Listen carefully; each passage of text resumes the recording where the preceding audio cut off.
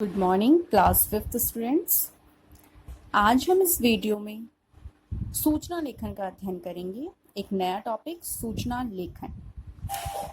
सूचना लेखन क्या होता है, क्यों लिखा जाता है, किस किस प्रकार से लिखा जाता है, आज इस वीडियो में हम यही जानने का प्रयास करेंगे।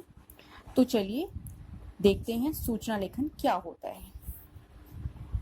सूचना लेखन लिखने से पहले मैं आपको बताना चाहूंगी कि सूचना लेखन क्यों लिखा जाता है। तो सूचना लेखन क्यों लिखा जाता है? जब हम किसी बात की जानकारी सभी लोगों तक पहुंचाने के लिए सूचना लिखी जाती है, अर्थात कोई ऐसा टॉपिक जिसकी जानकारी आपको सभी को देनी हो, तब हम सूचना लिखते हैं।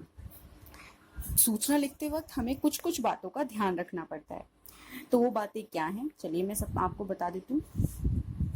कम से कम शब्दों में हमें अपनी बात को कहना होता है। सूचना लेखन करते समय जब हम सूचना लिखते हैं तो सूचना हमेशा बहुत ज़्यादा बड़ी नहीं होनी चाहिए, ऐसी होनी चाहिए जिसमें कम शब्दों में बात को स्पष्ट रूप से समझा जा सके।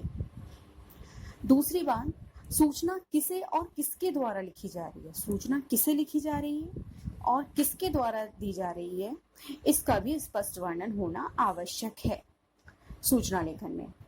तो सूचना, और तीसरी बात ये होती है, सूचना हमेशा एक बॉक्स के अंदर ही लिखी जाती है। तो सूचना लिखते वक्त आप जब इन बातों का ध्यान रखेंगे तो आप एक अच्छी सूचना का निर्माण कर सकेंगे। सूचना लिखते वक्त हमें यह भी ध्यान रखना है कि सूचना का विषय क्या है, क्योंकि सूचना लिखने का बहुत सारे विषय होते हैं।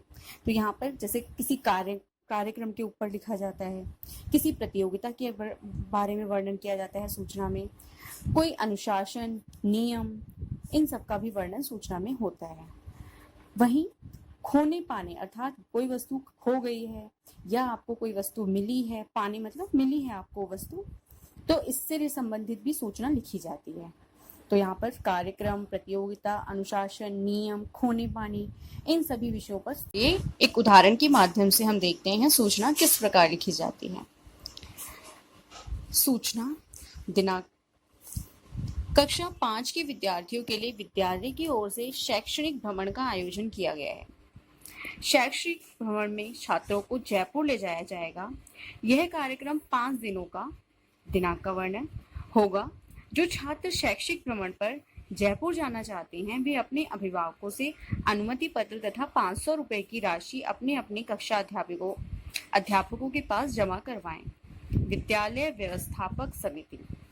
तो आप इस सूचना में देख रहे होंगे, सबसे पहले तो ये बात है कि एक बॉक्स के अंदर है, बॉक्स के अंदर कवर करके सूचना को दिखाया गया है। दूसरी बात, बहुत ही कम शब्दों में पूरी जानकारी देने का प्रयास किया गया है। जैसे कि हमें पता है, इस सूचना को पढ़ के हमें स्पष्ट हो रहा है कि ये एक शैक्षणिक भ्रमण से संबंधित सूचना है, जिसमें आपको कहाँ ले जाया जा रहा है, छात्रों को जयपुर ले जाया जा रहा है।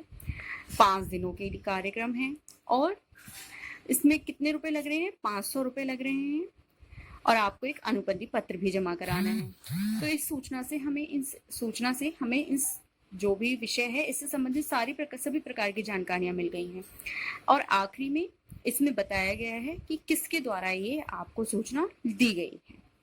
तो सूचना का निर्माण इसी प्रकार किया जाता है और आपको गृह कार्य में भी एक सूचना इसी तरह तैयार करनी है। तो मैं आपको सूचना का विषय बता देती हूँ। आपको सूचना लिखनी है एक, जिसपे आपकी घड़ी विद्यालय में कहीं खो गई है। इसके लिए आपको एक सूचना तैयार करनी है। ज़्यादा से ज़्यादा 20 से 25 शब्दों में ही तैयार करनी है, अधिक शब्दों में नहीं बनानी है। तो आज की वीडियो के लिए इतना ही, धन्यवाद।